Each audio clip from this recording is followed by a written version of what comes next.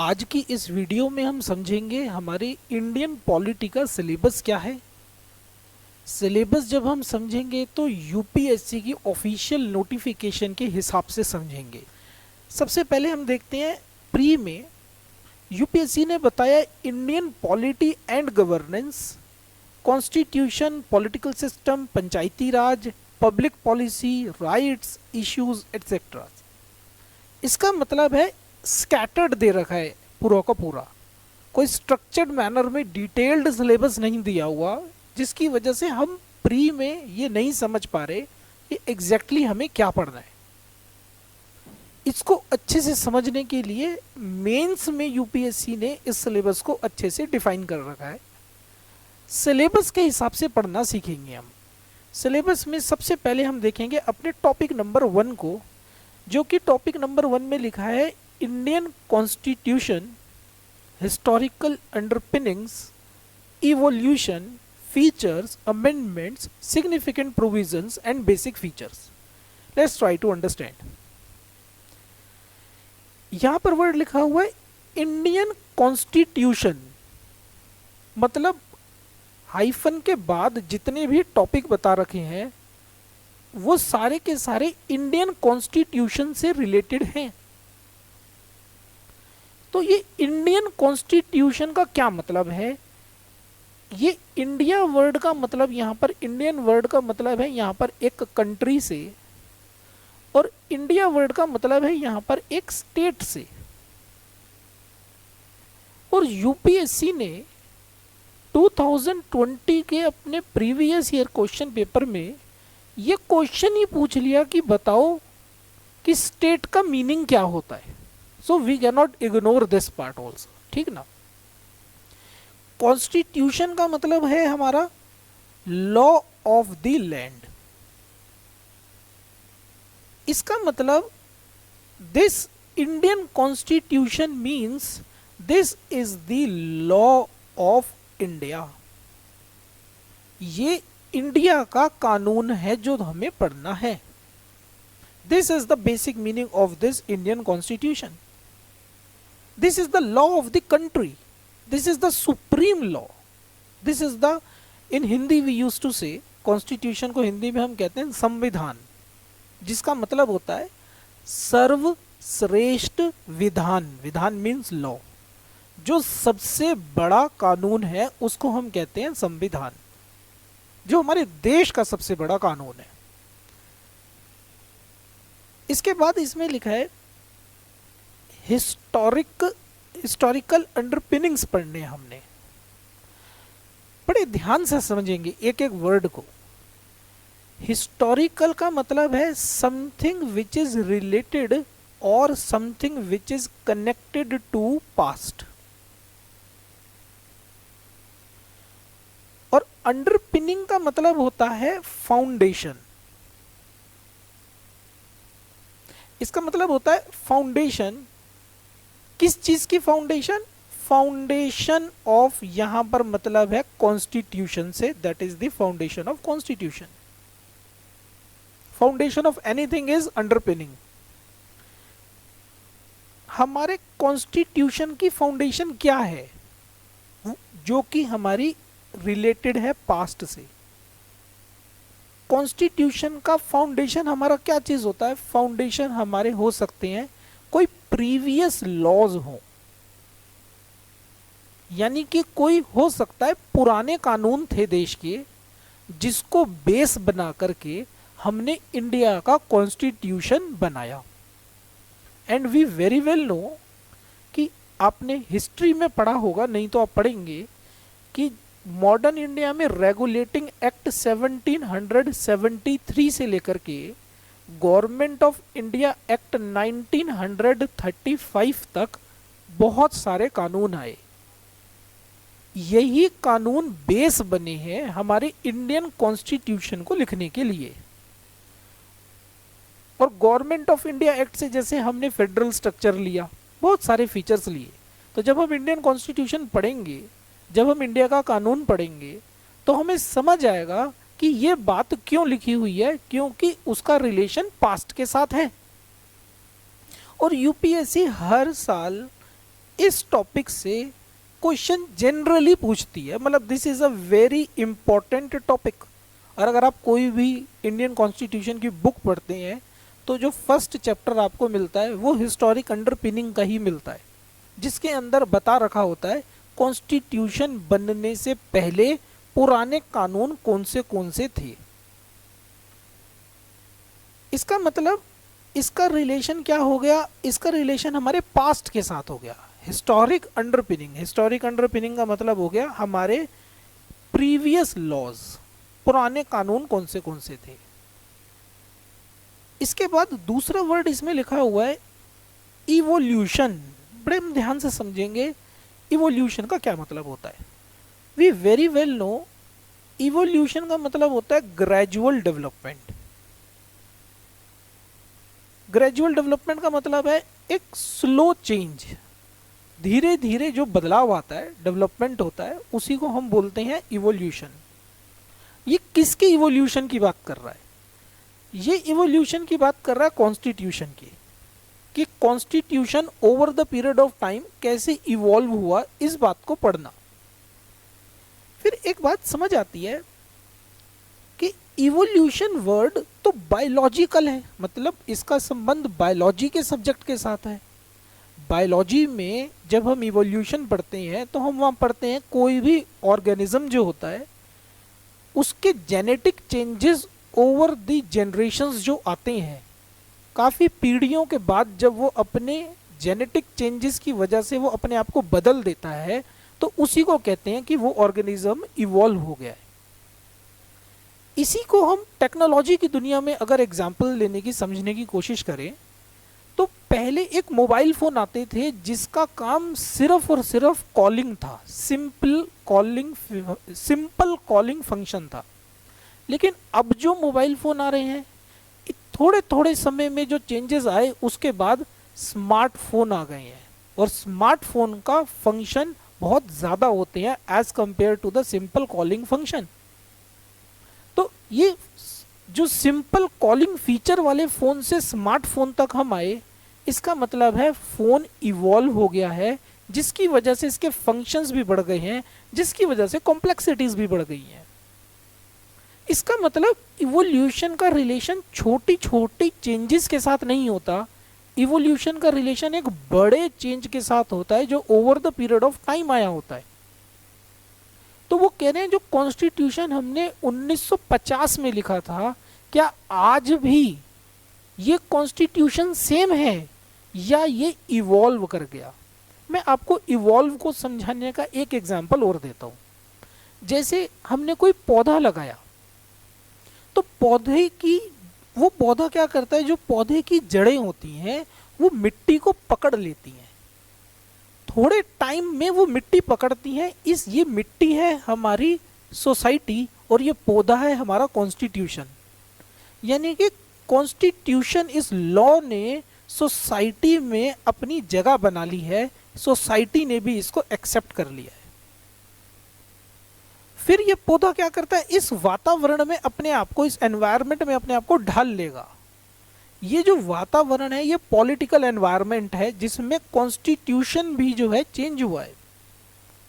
थोड़े समय बाद हो सकता है इसी पौधे में से कुछ नई ब्रांचेस आ जाएं, कुछ नए लीव्स आ जाएं।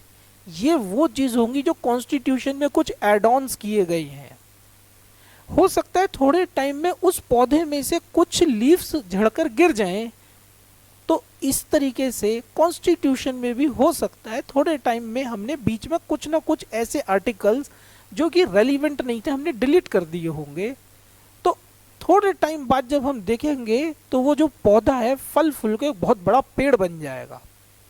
तो वो चीज समझाना चाह रहे हैं आपको कि हिस्टोरिकल अंडरपिनिंग, यानी कि पहले देखो कानून बनने से पहले क्या था, फिर हमने पौधा लगाया, पौधे को भी समझो, और आज पौधा कैसे पेड़ बन गया है इस पेड़ को भी समझने की कोशिश करो। इसका मतलब ये इवोल्यूशन की बात कर रहा है। मैं आपको एग्जाम्पल देता हूं इवोल्यूशन का। अब हो सकता है आपके मन में एक सवाल ये भी आए कि सर इवोल्यूशन का मतलब अगर चेंज है तो आगे एक टॉपिक लिखा हुआ है यूपीएससी ने अमेंडमेंट्स। तो क्या अमेंडमेंट्स का मतलब भी चेंज ही तो होता है? नहीं। समझने की कोशिश करेंगे कि इवोल्यूशन में और अमेंडमेंट्स में क्या चेंज होता है।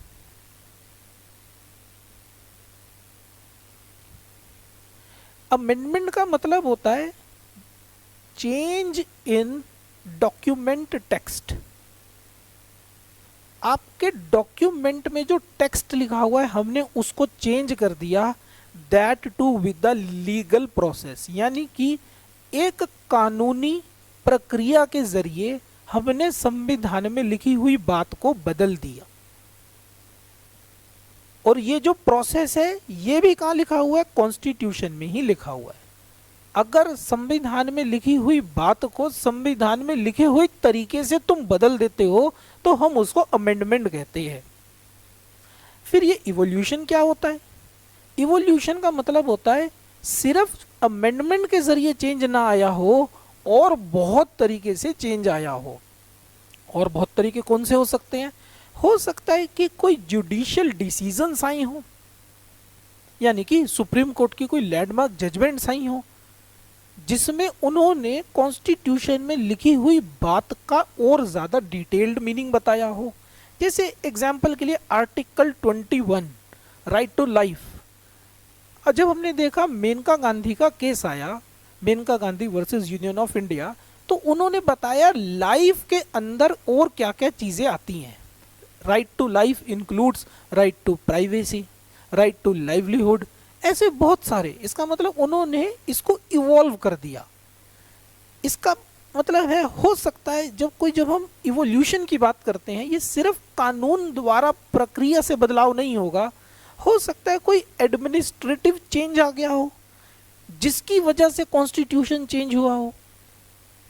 क्या एडमिनिस्ट्रेटिव चेंज आ सकता है?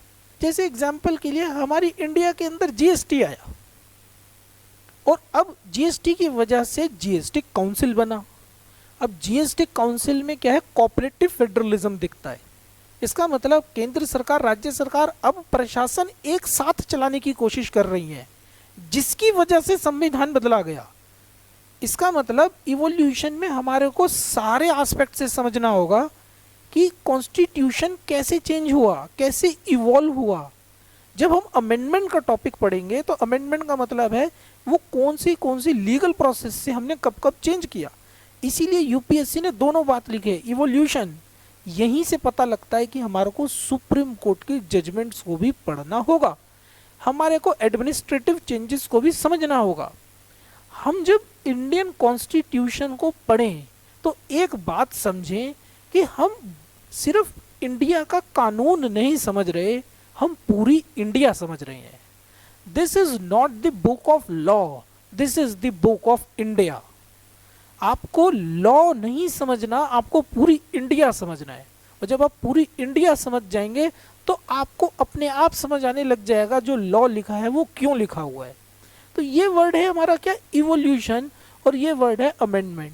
तो इसका मतलब अमेंडमेंट वो हो गई जो लीगल प्रोसेस से है, जैसे 73rd कॉन्स्टिट्यूशनल अमेंडमेंट, जैसे कि 42nd कॉन्स्टिट्यूशनल अमेंडमेंट, जैसे कि कॉन्स्टिट्यूशनल अमेंडमेंट नंबर 101, जैसे कि 91st कॉन्स्टिट्यूशनल अमेंडमेंट। जैसे एग्जाम्पल के लिए पहले 21 साल एज होती थी वोट देने की, फिर 61st कॉन्स्टिट्यूशनल अमेंडमेंट से उस 21 साल को कम करके 18 साल कर दिया गया। जैसे कि हमारे यहाँ पे ऐसे बहुत सारी अमेंडमेंट्स आई हैं जो कि एक लीगल प्रोसेस के जरिए हुई हैं। तो वो वाले टॉपिक को भी आपने पढ़ना है और साथ साथ वो कैसे इवॉल्व हुआ है आज, इसको भी आपने पढ़ना है। फिर वो कह रहे हैं आपने ना प्रूव, इसके बाद आपने पढ़ना है फीचर्स। देखो जब हम बात करते हैं ना फीचर्स की, तो फीचर का मतलब होता है कि आप कोई यूनिक क्वालिटी की बात कर रहे हो। यूनिक क्वालिटी यानी कि आप कोई ऐसी नोटिसेबल बात कर रहे हो, ऐसी बात कर रहे हो जो कि नोटिसेबल है। जैसे एग्जांपल के लिए आप कोई स्मार्टफोन लेकर के आए, नया फ़ोन लिया, उस नए फ़ोन में कोई खास बात होगी जो नोटिस करने के लायक होगी, उसी को हम बोलते हैं ये उस स्मार्टफोन का फीचर है। जैसे आपने कोई कार ली तो हो सकता है उस कार की कोई खास बात हो, वो उस कार का स्पेशल फीचर बन जाएगा। इसी तरीके से वो कह रहे हैं हमारा जो इंडियन कॉन्स्टिट्यूशन है इसकी भी तो कुछ खास बात होंगी, तो उस खास बात को पढ़ लो। इससे एक बात और पता लगता है, हमारे को पूरा constitution word by word article by article नहीं पढ़ना, बिकॉज हम इस इंडियन कॉन्स्टिट्यूशन को एज अ लॉ स्टूडेंट नहीं पढ़ रहे। हमें वकील नहीं बनना, हमें एडमिनिस्ट्रेशन में जाना है। एडमिनिस्ट्रेशन में जाने के लिए वी मस्ट नो कि ये इंडिया का ब्रॉडर फ्रेमवर्क ऑफ लॉ है क्या, कैसे ये सोसाइटी को, एडमिनिस्ट्रेशन को, इकोनॉमी को किस तरीके से गवर्न करता है। Our approach should be that. जैसे मैं एग्जांपल देता हूँ फीचर का, हमारी अपनी हो सकता है, मैं एक छोटा सा एग्जांपल लेता हूँ जो इजी सा, जो सबको पता हो। जैसे आपको मालूम है हमारी इंडिया रिपब्लिक है, and who is the head of state, and here state means India. We all know president is the head of the India, and this president is basically elected. इस राष्ट्रपति का चुनाव होता है और इनडायरेक्ट इलेक्शन होते हैं, और राष्ट्रपति इलेक्शन के जरिए ही जो है अपनी पोस्ट पर बैठते हैं, जो कि हेड ऑफ इंडिया है। लेकिन एक और ये प्रेसिडेंट हमारे कौन है, ये बेसिकली एक कॉन्स्टिट्यूशनल हेड है। इसी तरीके से एक और है जो कॉन्स्टिट्यूशनल हेड है, वो भी हमारे हेड ऑफ स्टेट होते हैं। यहाँ स्टेट का मतलब है जैसे हरियाणा, यूपी, बिहार, इनके यहाँ पर हेड कौन होता है, वो होते हैं गवर्नर। यानी कि हरियाणा में हेड कौन है, कॉन्स्टिट्यूशनल हेड कौन है, जो है वो है गवर्नर। अगर प्रेसिडेंट हमने इलेक्ट किया हुआ है तो नोटिस करने की बात यह है, गवर्नर इलेक्टेड हमारा नहीं होता है, गवर्नर अपॉइंट किया जाता है, जो कि प्रेसिडेंट अपॉइंट करता है। बहुत सारे देशों में ऐसा है जहां पर गवर्नर इलेक्टेड होता है। और आपको मैं बताऊं, जब हमारा कॉन्स्टिट्यूशन लिखा जा रहा था तो ड्राफ्टिंग कमेटी ने भी ये रिकमेंड किया था कि गवर्नर को इलेक्टेड रखना, लेकिन इस प्रोविजन को एक्सेप्ट नहीं किया गया। तो ये खास बात बन गई है, ये फीचर बन गया है। इसीलिए आपको ये क्वेश्चन, आपको ये टॉपिक पढ़ाया जा रहा है। इसके अंदर यूपीएससी चाहता है कि आप पढ़ें कि इंडिया की खास बात क्या है, इस लॉ की खास बात क्या है, इस कॉन्स्टिट्यूशन में खास बातें क्या लिखी हुई हैं। जैसे एग्जाम्पल के लिए पार्लियामेंट्री फॉर्म ऑफ गवर्नमेंट, ये खास बात है। जब इंडिया ने क्यों इस मॉडल को चुना, सेकुलरिज्म में खास बात है, बिकॉज हमारी इंडिया का जो सेकुलरिज्म है वो पॉजिटिव नेचर का है, जो वेस्टर्न सेकुलरिज्म है वो नेगेटिव नेचर का है। और हमारे तो कॉन्स्टिट्यूशन ने ये बात, हमारे तो सुप्रीम कोर्ट ने ये बात बोली हुई है कि सेकुलरिज्म का मतलब है दूसरे धर्मों को समझना, और दूसरे धर्मों के अंदर अगर कुछ गलत है तो उसका सुधार करना। ये है भारत का सेकुलरिज्म। ये खास बात है, क्योंकि वेस्टर्न कंट्रीज में जो सेकुलरिज्म होता है उसमें स्टेट का और रिलीजन का कोई लेना देना नहीं होता। लेकिन हमारे इंडिया के सेकुलरिज्म में खास बात है कि यहाँ देश धर्म के अंदर, यानी कि राज्य धर्म को समझेगा, उस समझने के बाद अगर कुछ गड़बड़ होगी तो उसको ठीक भी करेगा, या फिर धर्म का समय समय पर विकास भी करेगा।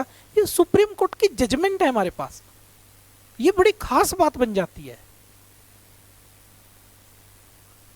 फिर इसके बाद यूपीएससी कह रहा है अपने सिलेबस में कि एक चीज और पढ़नी है जिसका नाम है सिग्निफिकेंट प्रोविजंस। तो पहली बात तो हमारे को यह समझना होगा कि ये प्रोविजन क्या होता है, तभी हम आगे की बात समझ पाएंगे। देखो, एक वर्ड है जिसे हम कहते हैं प्रोविजन। देखो, प्रोविजन का मतलब है एक अरेंजमेंट से, प्रोविजन का मतलब है किसी कंडीशन से। कोई कंडीशन लगाई गई है या कोई अरेंजमेंट किया गया है हमारे कॉन्स्टिट्यूशन के अंदर।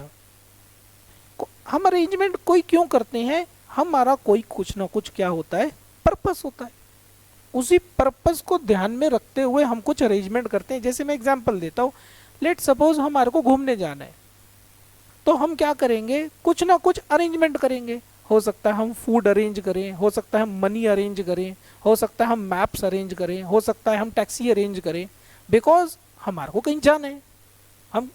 हम तो रेगुलर लैंग्वेज में भी ये यूज करते हैं ना, let's make a provision for the journey.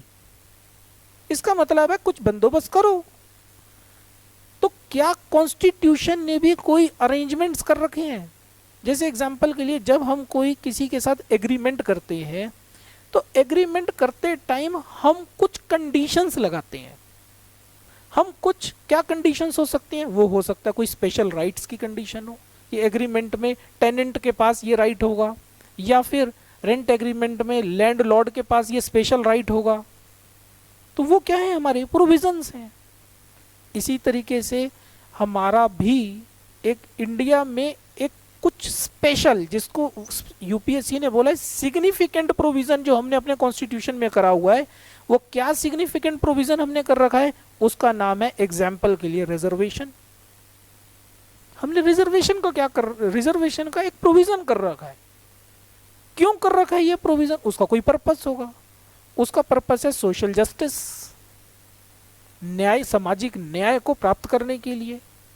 जो वीकर सेक्शन है उनको भी मेन स्ट्रीम में लाने के लिए हमने एक स्पेशल अरेंजमेंट किया हुआ है।